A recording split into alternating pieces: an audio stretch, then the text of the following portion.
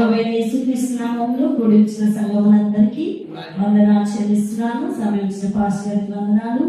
మన ఈ 50 దినముల ఉపవాస ప్రార్థన కూడికలలో అద్భుతంగా సంతోషకరంగా మనం మిషనరీల పరిచర్య గురించి నేర్చుకుంటున్నాం. ఆ తరుణంలోనే ఈ దినమున మరొకరి గురించి నేర్చుకుందాం. ఈ దినమున నేను పరిచయం చేయబోతున్నటువంటి మిషనరీ గారి పేరు జాన్ గిబ్సన్ పేటన్ గారు. జాన్ జీ పేటన్ గారు, జాన్ పేటన్ గారు, జాన్ గారు కూడా అనుకోవచ్చు, మీరు గుర్తు పెట్టుకోవచ్చు. జాన్ పేటన్ గారు. ఈ జాన్ పేటన్ గారు స్కాట్లాండ్ దేశంలో 1824వ సంవత్సరం మే 24 జనవరి నెలలో జన్మించారు. వీరిది నిరుపేద కుటుంబమే, కానీ చాలా ఆత్మీయులు వారి తల్లిదండ్రులు. ఎంత ఆత్మీయులు అంటే వారికి ఉన్న సంతానం అంతయు వారు ప్రతిదినము ఉదయకాలమున లేపి వారిని ఆ కుటుంబము వారి గదిలో మధ్యలో కూర్చొని ఆ తల్లిదండ్రులు చుట్టూ వారిని పెట్టుకొని ప్రార్థించేవారంట. ఉదయకాలము ఆ రీతిగానే, రాత్రి కాలము ఆ రీతిగానే వారికి ప్రార్థనలు నేర్పిస్తూ ఆ తల్లిదండ్రులు పెంచారంట. అంతగా పెంచడానికి ఆ తల్లి ఆ తండ్రి ప్రభువుకు చాలా దగ్గరగా ఉండేవారంట. నిరుపేదలే కానీ చాలా ఆత్మీయులు. వీరి ఆత్మీయ జీవితం ఇలాగ కొనసాగుతున్న తరుణములు ఈ జాన్ పేటన్ గారు వారికి ఉన్న ఆర్థిక పరిస్థితికి బాల్యకాలం నుండే పనికి వెళ్తా ఉండేవాడు. అలా పనికి వెళ్తూ ఆయన ప్రతిదినము 14 గంటలు పని చేసేవాడంట. 2 గంటలు చదువుకునేవాడంట. ఈ చదువు యవనము జరుగుతున్న ఈ తరుణంలో ఆయన యవన దశలోకి అడుగు పెట్టడం, యవన దశలోకి అడుగు పెట్టిన వెంటనే వారి తల్లిదండ్రులతో చెప్పాడంట, మమ్మీ డాడీ నేను సువార్తకి వెళ్తాను, నేను సేవ చేస్తాను, దేవుని పని చేస్తానని చెప్పాడంట. ఎప్పుడైతే జాన్ పేటన్ గారు ఆ మాట చెప్పారో ఆ తల్లిదండ్రులు ఎంతో సంతోషించారంట. ఎందుకు? సువార్తకి వెళ్తా అన్నందుకు. ఉద్యోగం చేస్తాను అడగలేదంట, డబ్బులు సంపాదిస్తాను చెప్పలేదంట, కానీ సువార్తకి వెళ్తా మమ్మీ, నేను సేవ చేస్తా డాడీ అనగానే ఆ తల్లిదండ్రులు ఎంతో సంతోషించి వారు ప్రభువుకు ప్రతిష్ఠించారంట. ఈ జాన్ పేటన్ గారు తన సువార్త పరిచర్యను జరిగిస్తున్నాడంట. సువార్త పరిచర్య చేస్తూ ఆయన మెడిసిన్ చదువు కూడా చదివాడు. ఈ మెడిసిన్ చదువు చదివిన తరువాత ఆయన తన యవన జీవితంలో వారి వీధులలో, వారి గ్రామంలో, వారి దేశంలో తన సువార్త ప్రకటన యవ్వనస్తుడైన పేటన్ గారు పరిచర్యలో కొనసాగుతూ ఉన్నాడు. ఈ కొనసాగుతున్న ఆ కాలంలో ఎక్కడైనా ప్రభువుకు వ్యతిరేకులు ఉంటారు కదా, వారంతా ఈయన సువార్త ప్రకటిస్తూ గ్రామాలలో ఆ వీధులలో వెళ్తూ ఉంటే ఈయన మీద వేడి నీళ్లు పోసేవారంట. భయంకరంగా వేడి నీళ్లు తీసుకొచ్చి ఈయన మీద పోస్తా ఉండేవారట. ఆ వేడి నీళ్ళు ఎప్పుడైతే వాళ్ళు భయంకరమైన నీళ్లు ఈయన మీద పోస్తా ఉన్నారో అద్భుతంగా ఈయనకి ఏమీ కాకపోయేదంట. ఆ వేడి నీళ్ళకి ఈయన ఎర్రటి శరీరం ఏమి కానకపోయేదంట. అవి ఈయనకు చల్లగా తాకేటి అంట. ఆయన వేడి నీళ్లు పోస్తున్న యవనస్తులు రాళ్లతో కర్రలతో ఈయనని తరిమి కొడుతున్నా కూడా ఈయన సువార్త పరిచర్య ఆగలేదు. అలా యవనస్తుల మధ్యలో సువార్త పరిచర్య చేస్తున్న తరుణంలో ఆయనకి వివాహం జరిగింది. ఆయనకి వివాహం జరిగిన కొన్ని రోజులకి ఆయన ఒక ఆశ కలిగి ఒకటి చెప్పాడంట వారి పెద్దలకి, వారి తల్లిదండ్రులకు, నేను న్యూ హైబ్రిడిస్ దేవులకి పరిచర్యకు వెళ్తాను అని. హల్లెలూయా. ఎప్పుడైతే న్యూ హైబ్రిడిస్ దేవులకు పరిచర్యకు వెళ్తానని ఆయన చెప్పారో వారి సంఘ పెద్దలు, వారి తల్లిదండ్రులు కొంచెం ఆలోచిస్తున్నారంట. ఏమనంటే ఆ న్యూ హైబ్రిడిస్ దేవులకి సేవకు వెళితే అక్కడికి వెళ్ళిన ఎవరు ఇప్పటి వరకు తిరిగి రాలేదు. ఈ జాన్ జీ పేటన్ గారి కంటే ముందు జాన్ ఇద్దీ గారు కూడా వెళ్ళారు న్యూ హైబ్రిడిస్ దేవులకి. ఆయన గారు వెళ్ళి సమస్తమును కోల్పోయి ఆయన అక్కడే మరణించాడు తప్పితే ఆయన మరలా రాలేదు. అయ్యో నీవు యవనస్తుడివి, నీవు చక్కటి వాడవు, వివాహం జరిగింది, నీవు మెడిసిన్ చదువుకున్నావు, అందమైన భార్య నీకుంది, సువార్త పరిచర్య నీవు చేస్తున్నావు, ఇంకెందుకయ్యా ఆ హైబ్రిడిస్ దేవులకి నువ్వు వెళ్ళొద్దయ్యా అని అప్రియమైన తల్లిదండ్రులు వేడుకున్నారంట. వారి పెద్దలు చెప్పారంట. కానీ హృదయము మండిన వాడైన ఈ జాన్ జీ పేటన్ గారు నేను వెళ్ళాల్సిందే అని పట్టుపట్టాడంట, ప్రార్థించాడంట, ప్రయాణం చేశాడు. హల్లెలూయా. ఈ స్కాట్లాండ్ దేశంలో పుట్టిన ఈ జాన్ పేటన్ గారు న్యూ హైబ్రిడిస్ దేవులకి ప్రయాణం వెళ్ళారు. ఆ ప్రయాణం ఎట్లాంటి ప్రయాణం అంటే ఆ ప్రయాణం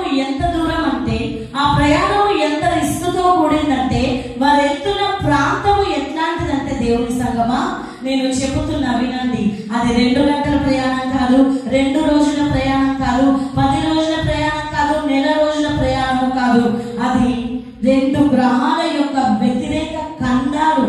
ఆ ఖండము నుండి మరొక ఖండానికి ఆయన ప్రయాణం. నెల రోజుల ప్రయాణానికి ఆయన సిద్ధపడలేదు భార్యను తీసుకొని. మరి ఫ్లైట్ లోను మరి 4 రోజులు మరి 5 నెలల ప్రయాణానికి ఆయన సిద్ధపడలేదు. ఖండము మారుటకు సిద్ధపడ్డాడు. ఆయన చేసిన ప్రయాణం యొక్క 1000 కిలోమీటర్లు ఎన్ని అంటే 16,100 కిలోమీటర్ల ప్రయాణము జాన్ జీ పేటన్ గారు చేశారు. ఆ న్యూ హెబ్రిడిస్ దీవులు అంటే ప్రక్కన కాదు, 16,000 కిలోమీటర్ల దూరము, 2 వ్యతిరేక ఖండాలు. ఆ ఖండాలలోనికి ఈయన ప్రవేశించాడు. ఆ ప్రవేశానికి ఆయనకి కొన్ని సంవత్సరాలు పట్టింది. ఆ సంవత్సరాల పరిచర్య ప్రయాణంలో ఆయన మంట కొంచెం కూడా తగ్గలేదు. ఆయన మెడిసిన్ చదువుకున్న వాడు, క్రైస్తవ చరిత్ర తెలిసిన వాడికి జాన్ గిడ్డి గారి యొక్క పరిస్థితి తెలుసు. తన భార్య ఎలా చనిపోయిందో తెలుసు. అక్కడ ఆయన ఎన్ని కష్టాలు పడ్డాడో తెలుసు. అక్కడ ఎంత శ్రమంతలో తెలుసు. అన్ని తెలిసి కూడా సమర్పించుకున్నాడు. ప్రయాణాన్ని ప్రారంభించాడు తన భార్యతో. ఆ యవ్వనము అందమైన భార్య, ఆ భార్యతో ఆయన సుఖపడడానికి లేదు. ఆ ఓడలో ప్రయాణము జరిగింది. 16,000 కిలోమీటర్ల ప్రయాణమైన తర్వాత ఆయన వచ్చాడు. తోనా అనే ద్వీపంలోనికి, న్యూ హెబ్రిడిస్ దీవుల్లోనికి అడుగు పెట్టాడు. ఆ న్యూ హెబ్రిడిస్ దీవులు నైరుతి పసిఫిక్ మహాసముద్రంలో ఉన్న దీవులు. అది సముద్రమునకు చాలా లోతైన ఒక కందకం అంట. న్యూ హెబ్రిడిస్ దీవులు అని అంటే మీరు గూగుల్లో సెర్చ్ చేస్తే మీకు తెలుస్తుంది. అది నైరుతి పసిఫిక్ మహాసముద్రమునకు లోతుగా ఉన్న ఒక భయంకరమైన కందకం అంట. అటువంటి కందకంలో కొన్ని వందల ద్వీపములు ఉన్నాయంట. ఆ ద్వీపంలో ప్రజలు ఉంటారని ఎవరికి తెలియదు. దేవుని ఆత్మ చేత వేల్స్ పట్టణంలో పరిశుద్ధాత్మ దేవుడు ఉజ్జీవము దిగి వచ్చిన తరువాత అక్కడున్న అనేక ప్రజల మీద, అనేక క్రైస్తవుల మీద, అనేకుల మీద పరిశుద్ధాత్ముడు దిగి వచ్చిన తరువాత బయలుపరచబడిన అనేక ప్రాంతాలలో ఈ హైబ్రిడిస్ దీవులు ఒక ప్రాంతము. మనుషులు ఒకవేళ ప్రేరేపిస్తే, మనుషులు బయలుపరిస్తే ఎవరు వెళ్ళలేకపోయే వాళ్ళేమో. దేవుడు ఉజ్జీవాన్ని తీసుకొచ్చి ఆ వేల్స్ పట్టణంలో ఒక్కొక్కరిని నింపిన ఆ అభిషేకం, ఆ ఉజ్జీవం జాన్ పేటన్ గారి మీదకి రావడం వలన అందమైన భార్య అయినా, భయంకరమైన పరిస్థితులైనా, వేరే ఖండమైన కొన్ని 1000 కిలోమీటర్లైనా ఆయన ప్రయాణము ఆగలేదు. ఆ ద్వీపాలలో ఉన్న ప్రజలు ఎలాంటి వారండి అప్పటికే తెలుసు. అక్కడ మూఢనమ్మకాలు, నరమాంస భక్షకులు, వస్త్రము లేకుండా ఉంటున్నారు. వారి చేతులలో మరణాయుధాలు కలిగిన ఆ ప్రజల మధ్యలోకి వెళ్ళడానికి జాన్ పేటన్ గారు సమర్పించుకున్నాడు. ప్రయాణమయ్యాడు. ఆ లోతైన కందకంలోనికి ప్రవేశించాడు. అక్కడ చూసుకున్నాడు ఆ ప్రాంతాన్ని, ఆ ప్రజలను చూసుకున్నాడు. ఆ ప్రజలు చాలా భయంకరులు. ఆ ప్రజలు ఎంత భయంకరులు అంటే ముఖానికి రంగులు వేసుకొని దిగంబరులుగా ఉండి, ఆడవాళ్ళు నడుముకు తోలు తట్టి ఒకటి మాత్రం కట్టుకొని 2 తెగలు కొట్టుకొనొచ్చు. ఆ తెగలో చచ్చిపోయిన వాణ్ణి ఈ తెగ వాళ్ళు వండుకొని తినొచ్చు ఉన్న ఆ ద్వీపంలోనికి, ఆ తోనా అనే ద్వీపంలోనికి అడుగు పెట్టాడు. కొన్ని నెలలు అక్కడ ఉన్నాడు. మరలా తన ప్రియమైన భార్యను తీసుకొని వచ్చాడు. ఆ భార్య గర్భముతో ఉన్నది. ఆ గర్భముతో ఉన్న భార్యను ఆ సుఖాలు కానీ, ఫెసిలిటీస్ కానీ, ఆహారము కానీ, మంచి నీళ్లు కానీ లేని ఆ ద్వీపంలోనికి వచ్చిన తర్వాత అక్కడ భార్య భర్తలు పరిచర్య చేస్తున్నారు. వారు చేసేది ఒకటే ప్రార్థన. ఆ నిండు గర్భంతో ఉన్న తన భార్య నిలువు మోకాళ్ళేసి ఎలుగెత్తి ఆ ద్వీపంలో ఉన్న వారి కొరకు కన్నీరు కారుస్తుంది. ఆ భర్త కన్నీరు కారుస్తున్నాడు. ఆ ప్రజలు వీరిని చూస్తున్నారు. ఎందుకు చూస్తున్నారు చెప్పాలా? వీరు కళ్ళు మూసుకొని ఉన్నారు కదా, ఎప్పుడు చంపి వీళ్ళను తిందామా అని, ఎప్పుడు వీళ్ళు దొరుకుతారా, వీరిని తిందాము అని ఆ తోన ద్వీప వాసులు చూస్తుండగా వీళ్ళు మాత్రం ప్రార్థిస్తున్నారు. ఇలాగైందా ఆ నిండు నెలలున్న భార్య డెలివరీ అయింది. 12 మగబిడ్డ వారికి పుట్టాడు.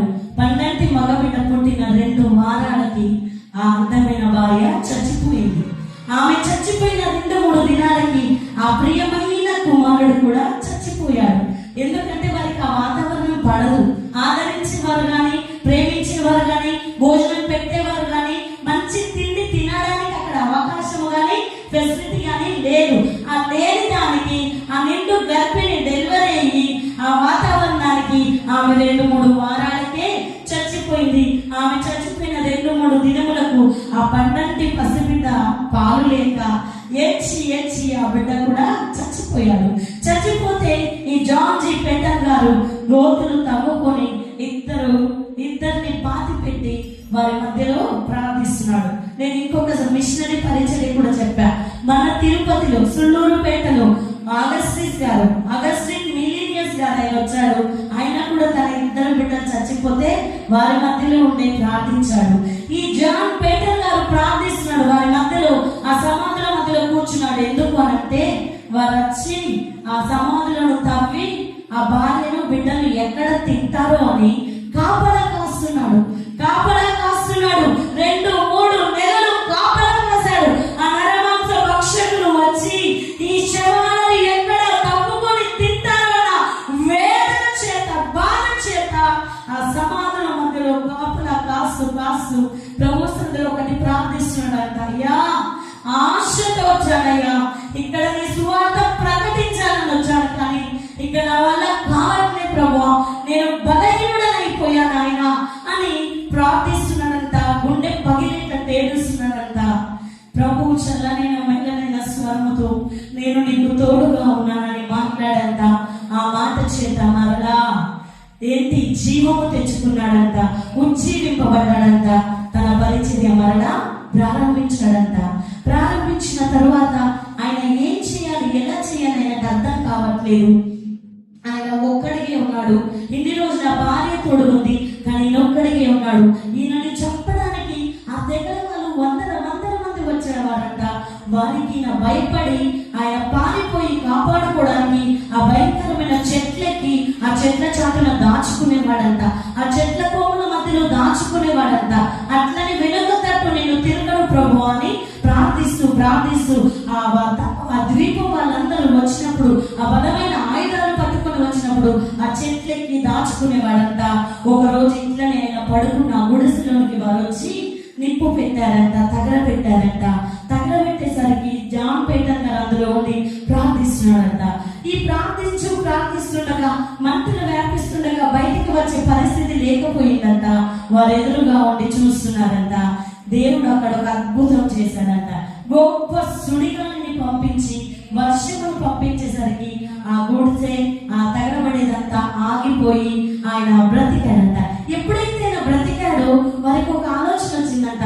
ఇంత చేస్తున్న బ్రతికాడేంటి అని హాని తలపెట్టకుండా ఆయనని చూడడం మొదలు పెట్టారంట. ఈ రీతిగా కొన్ని రోజులైన తర్వాత వారికి వర్షము పడితేనే ఆ చెరువులు ఆ గుంటలు నిండితే ఆ నీళ్ళనే వారు తాగేవారంట. కొన్ని రోజులు వర్షము పడలేదంట. వర్షము పడకపోయేసరికి వారికి నీళ్లు తాగడానికి నీళ్లు లేకపోయేసరికి అల్లాడిపోతున్నారంట.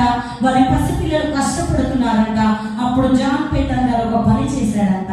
ఆయన వెళ్ళి గుణపం అందుకుని అక్కడ తగ్గుతున్నాడంట. అక్కడ తగ్గుతుంటే వాళ్ళంతా వింతగా ఈయన చూస్తున్నారంట. సహాయం చేయడానికి వారికి తెలియదు, రావడం తెలియదు. ఈయన మాత్రం తగ్గుతున్నాడంట.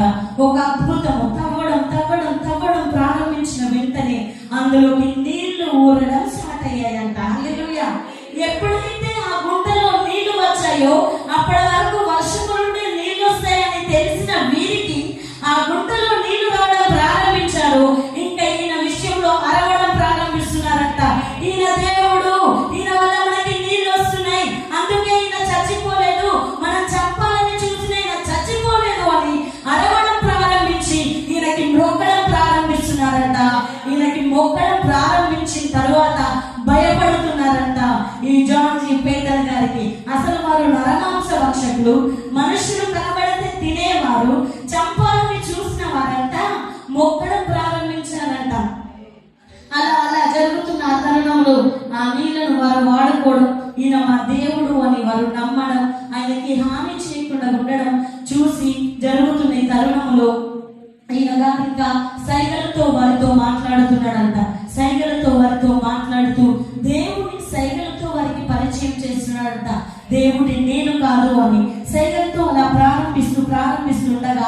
ఆ తెగలో ఉన్న ప్రజల అనేకులు రక్షణ పొందారు, యేసు ప్రభువును తెలుసుకున్నారు. ఈయన ఆ భాషను నేర్చుకున్నాడు. అక్కడ వారికి సువార్తను ప్రకటించి ఆయన మరొక తెగలోనికి వెళ్ళాడు. ఆ తెగలోనికి వెళ్ళిన తర్వాత అక్కడ కూడా ఆయన క్రొత్త నిబంధనను అనీవా అనే తెగలోని వారి భాషలోనికి తర్జుమా చేయడం జరిగింది. హల్లెలూయా. ఆయన ఒక మాట చెప్పాడు, ఏమనంటే, భార్య బిడ్డలను నేను కోల్పోయినా, నరమాంస భక్షకులు వచ్చి నా శరీరంలో తిన్నా, పురుగులు కూడా నా శరీరంలో తిన్నా, పురుగులకి నా శరీరాన్ని అప్పగించుకుంటాను, నరమాంస భక్షకులకు నా శరీరాన్ని అప్పగించుకుంటాను, నేను మాత్రము వెనుకకు తిరుగను, వెనుక తట్టు చూడను, నాగటి మీద నా చేయి ఉన్నది, నా ప్రయాణము ముందుకే, మరణమైన శ్రమైన ఇరుకైన నరమాంస భక్షకులైన భార్య బిడ్డలను కోల్పోయినా నా ప్రయాణం మాత్రం ముందుకే అని తన ప్రయాణాన్ని ప్రారంభించాడు. ఆయన చేసిన అనేకమైన పరిచర్యలకు మరి ఆయనను కొంతమంది తరువాత ఉత్తరాలు రాసి చార్లెస్ స్పర్జన్ గారని వారి సంఘంలోనికి ఆయనను పిలుచుకున్నప్పుడు ఆ చార్లెస్ స్పర్జన్ గారంతా ఈ జాన్ జీ పేటన్ గారి గురించి పరిచయం చేశారట. నరమాంస భక్షకుల యొక్క అపోస్తలుడు ఎవరు అనంటే మన జాన్ జీ పేటన్ గారు. మాంసము మరి తిని దానితో వారు బ్రతుకుచున్న వారికి మంచి మార్గమును, మంచి జీవన విధానమును, ఆ లోతైన కందకములలోనికి అడుగు పెట్టిన అపోస్తలుడు ఎవరు అంటే మన జాన్ జీ పేటన్ గారని పరిచయం జరిగింది. న్యూయార్క్ దీవులు ఎన్నో వేల కిలోమీటర్లు అటువంటి ప్రాంతానికి వెళ్ళిన ఈ జాన్ జీ పేటన్ గారు దేవుని అభిషేకాన్ని పొందుకున్నాడు, ఉజ్జీవింపబడ్డాడు. ప్రభు కొరకు ఆ ప్రాంతంలోనే ఆయన మరణించడం జరిగింది. హల్లెలూయా. ఈ మిషనరీల పరిచర్య మనం రోజు వింటున్నాం, వాక్యం వింటున్నాం, తెలుసుకుంటున్నాం, కానీ మన స్థితిని మార్చుకోవట్లేదు. ఆ ద్వీపాలలో ఉన్న తెగల వారు మిషనరీలను చూశారు. చూడడం నేర్చుకోవడం వల్ల వారికి దేవుడు అర్థమయ్యాడు. ప్రియమైన దేవుని సంగమా, మనం కూడా దేవుని స్పష్టంగా చూద్దాం. మన పరిస్థితులు ఎప్పుడు ఉండేవి. మనం బ్రతికున్నంత కాలం కష్టాలు, సుఖాలు, రోగాలు మనల్ని వెంటాడుతూనే ఉంటాయి. వీటిని చూడకండి, ప్రభువును చూడండి. ఒక చరిత్ర మీకు కూడా మిగలాలి అంటే ప్రభు కొరకు త్యాగం కండి. ఆ కూర్చున్నది వచ్చి లేవండి, లెమ్ము తేజరీలము నీ మీదకి వెలుగు వచ్చినదని దేవుడు వాక్యం స్పష్టంగా చెబుతున్నది కదా. లేవండి, సమయమును పాటించండి, ప్రభువుకు మొదటి స్థానం ఇవ్వండి, ప్రభు కొరకు బ్రతకండి. దేవుడి మాటలు దీవించుగా.